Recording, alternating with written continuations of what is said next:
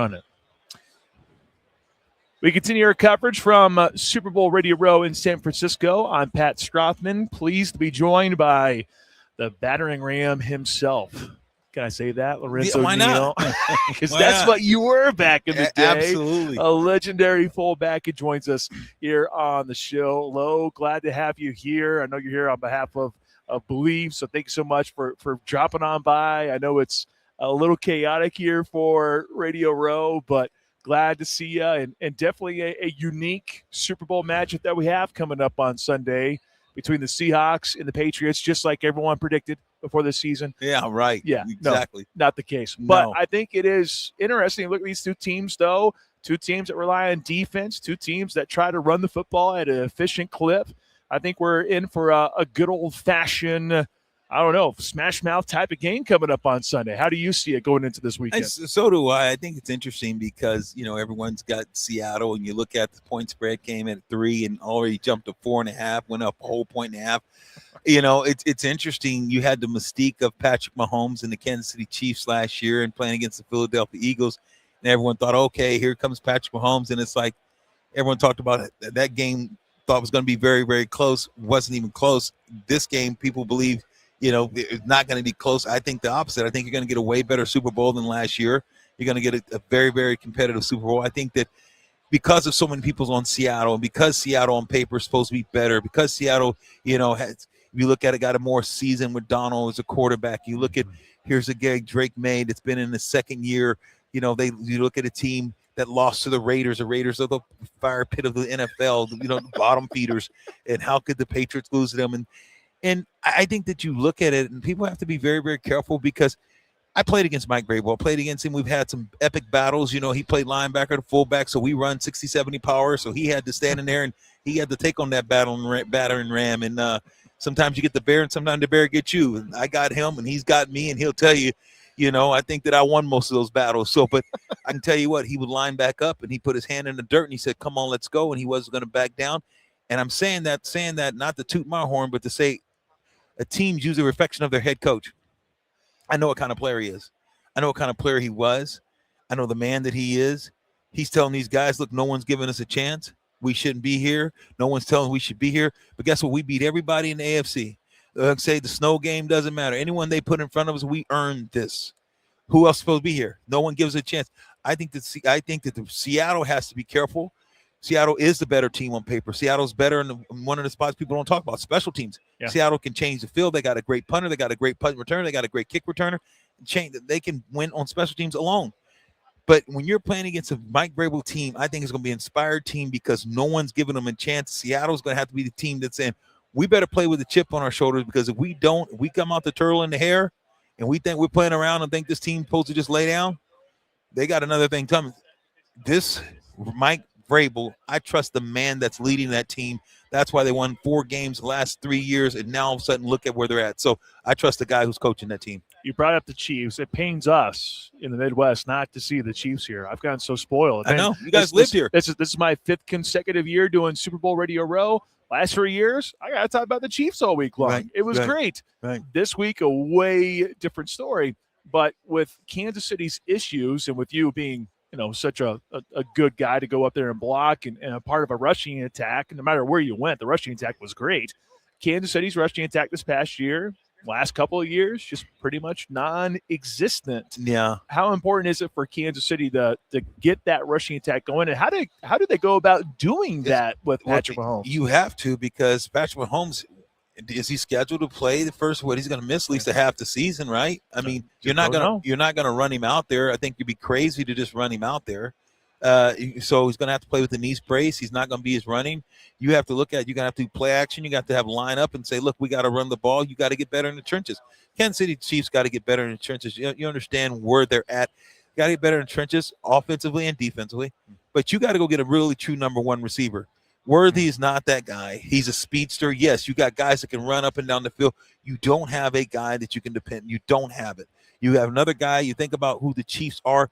The Chiefs don't have necessarily that guy as a receiver, as a true number 1. I don't think there's a receiver on that team that you consider that is a true number 1. Do you see it? No. I think we found out that Rashee Rice is a number 2 this past year. Yeah. I think that's what we found out. He could be a good number 2.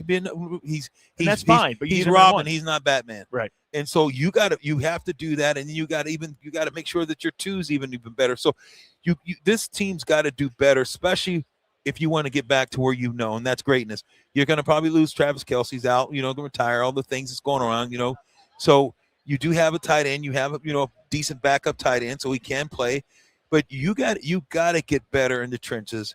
You got to think about, okay, look, are we going to get another big back? I know you got one back runs hard, but at times, it's like, okay, do we need something else? Do we need a different change of modes? So I think Kansas City's they have to get better in the trenches on both sides of the ball. And you can't rely on the defense. Last year, not this past season, the year before, defense got them to the Super Bowl. It wasn't the offense. And everyone still wants to talk about the offense. But the last 2 years, this offense has been lackluster. And that's why I think you brought back, my guy, and we'll see how he does. Eric Bieniemy, see is EB going to get him around, because this offense hasn't been fun. Every week I watch Kansas City Chiefs because Patrick Mahomes, what he can do to bring to the table, and you watch and you're like, okay, I'm waiting for a big play. Okay, when's this team going to go? And you're waiting, and it's been a dud for the last 2 years. You have not seen this team play with the electric and the fire, the scoring machine. Something is missing, and it's missing bad. And you even seen the great Patrick Mahomes struggle bad as well. Well, you brought up EB. Patrick Mahomes said something about accountability. It's one of those things to where at the end of EB's run in Kansas City, the first time, obviously, you have everyone on the outside. Oh, okay, great. He's going to leave. That's fine. No big deal. We got Patrick Mahomes. We're going to be fine. Patrick Mahomes probably thought in some ways, too, yeah, we're going to be fine. It's okay.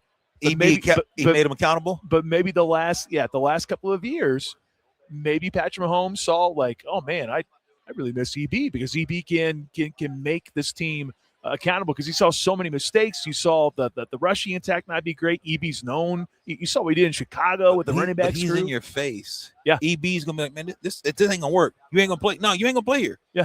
EB's a player. I love Eric, man. We're boys, man. We're dogs. I mean, played against him, played with. I mean, he's just a great dude. And he's going to hold guys accountable. And he's like, no, I don't care. You ain't going to play. You ain't going to get it down. You ain't going to play. So Eric is going to bring that accountability to this offense, which is needed, because it has been a shell of itself. You have too much. You have too many high-powered guys at certain position to be a lackluster offense. Yeah. Okay, I got to ask, because the last couple of years, and maybe it will change going forward, and it should change. You see the evolution of football. You have RPOs being a thing compared to just true get under center, run the football. That was a big thing in Kansas City this past year. RPOs. There's too many RPOs. You actually got to run the football. As someone like you who got used to just running into people nonstop, schematically, does Kansas City need to go back to the true, we're just going to get under center and hand the ball off, rather than trying to rely on RPOs, which always seem like, hey, RPOs are great, but if you don't have the run portion of the RPO, there's probably a problem there in terms of trying to run that schematically. Yeah, you got to get back to the physical. Football is look at the Niners, 4 or 5 years ago, 3-4 years ago.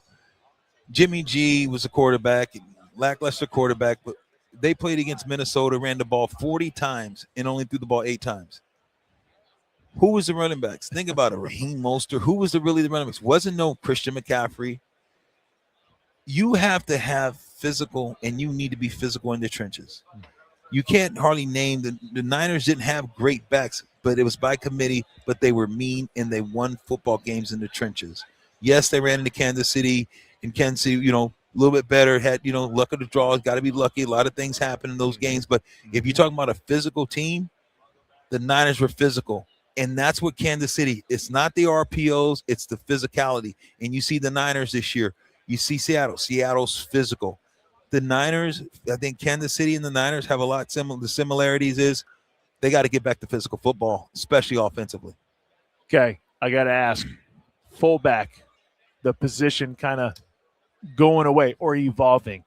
What's your takeaway on football and the way that it's changing? Not having a fullback for the most part. Well, I think that it's not having a fullback for the most part, but I think that the fullbacks got to really understand. I think Cal Huschek's a great example that you got to be able to go out and meet guys. You got to go create a new line of scrimmage. That's one of the reasons why you don't have fullbacks, because people aren't playing dominant. When Yeah. I played the fullback, I would displace the linebacker. If I run up there and I run full speed and then I stop and pat my feet, now the running back runs into me. Now the lineman, now you're blocking the hole.